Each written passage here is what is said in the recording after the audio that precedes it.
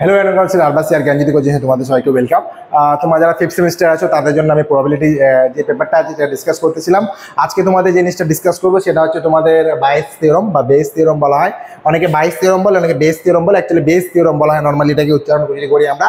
তো base থিওরামে normally কি বলা হয় দেখো, there is a very big difference between P/B আর হচ্ছে আমাদের যেটা দেওয়া আছে PB। এটা এবার এই দুইটা জিনিস কিন্তু অনেক ডিফারেন্স আছে, কিন্তু অনেকে মনে করে যে এই দুইটা জিনিস সেম, কিন্তু না, একদমই না। দুইটা জিনিস আলাদা দেওয়া আছে, দুইটাই কিন্তু আলাদা আলাদা কন্ডিশনে কাজ করে, দুইটাই কিন্তু রেজাল্ট আলটিমেটলি আলাদা।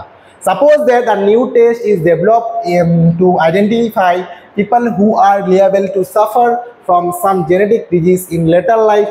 Of course, no test is perfect. There will be যেটা দেওয়া আছে some carries of the defective gene, যেমন দেওয়া আছে who test negative and some carries দেওয়া আছে যে test positive.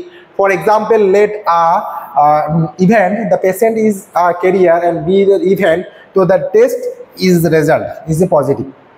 এখানে লক্ষ্য করো দুইটা জিনিস আছে, যে পেশেন্টটা যদি ক্যারিয়ার হয়, ভালো মতো বুঝবা, পেশেন্টটা যদি ক্যারিয়ার হয় তাহলে বি যেটা আছে সেটা হচ্ছে ইভেন্ট হবে।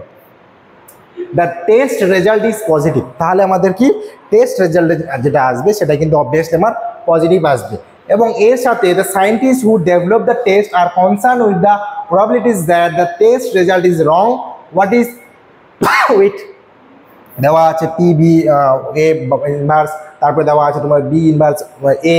এই যে টোটাল জিনিসটা আছে সেটা কিন্তু তোমাদের আলাদা আলাদা কাজ করে। এই টোটাল জিনিসটাকে যখন তুমি করতেছো, এখানে বিজ্ঞানী বেস একজন ছিল, তিনি আর কি প্রথমে বেস থিওরাম সম্পর্কে বলেছিল যে কি করা যেতে পারে বা কি আছে তার সম্পর্কে। দেখো, তো থিওরামটাতে আমরা মেনলি আসে, আমাদের এত কিছু জেনে লাভ নাই, আমাদের মেনলি ইম্পর্টেন্ট হচ্ছে থিওরামটা। এই থিওরামটা তোমরা ক্লাস 11-12 করেছো, 11-12 বইয়েও ছিল, কিন্তু তোমরা স্কিপ করে চলে এসেছো। কিন্তু কারণ 11-12 ইম্পর্টেন্ট থাকলেও সেভাবে অতটা আমরা কাজে লাগাতাম না, ঠিক আছে, অতটা মানে গুরুত্ব দেওয়া হইতো না, ঠিক আছে। তারপর কি দেওয়া আছে এই জিনিসটা, এটাও কিন্তু তোমার ইম্পর্টেন্ট। এই ফর্মুলাটাই মেনলি আছে এবং উই হ্যাভ যেটা দেওয়া আছে এখান থেকে তোমাদের প্রুফটা সমান হয়, শুরু করা হয়। এই প্রুফটার সাপেক্ষে আমাদের ধরনের দুইটা ইভেন্ট আছে যেটা নন জিরো প্রবাবিলিটির উপরে থাকে, সেটাকে ইউজ করে কিন্তু আলটিমেটলি আমাদের এটা আমরা লিখতে পারি। সেই জিনিসটা কিন্তু এখানে দেখা গিয়েছে, ঠিক আছে। আলটিমেটলি তোমাদের এই জিনিসটা আসলো। তো মোটামুটি বেস থিওরাম বলতে তোমাদের এটাই বলে দিলাম।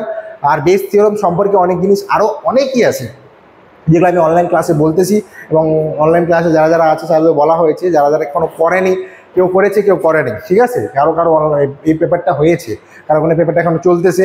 তো যারা যারা হয়নি তারা তো করতেছে। আবার আমি আরেকটা কথা বলি, তোমরা যদি কেউ করতে চাও সেই অনলাইন ক্লাসটা অবশ্যই যোগাযোগ করতে পারো। ডেসক্রিপশন বক্সে দুইটা নাম্বার দেওয়া আছে, যে কোনো একটাতে কল করো, তোমাদের সমস্ত কিছু বলে দেওয়া হবে, ঠিক আছে। আর একটা কথা সেটা হচ্ছে যে তোমরা, আমি প্রত্যেকটা ভিডিওতে বলার চেষ্টা করি, ফিফথ সেমিস্টারে এইমাত্র আমি কথাটা বলি, সেটা হচ্ছে ফার্স্ট সেমিস্টার অ্যান্ড থার্ড সেমিস্টারে কারো যদি কোনো ব্যাক থেকে থাকে বা সাপ্লি থেকে থাকে অবশ্যই তোমরা যোগাযোগ করতে পারো।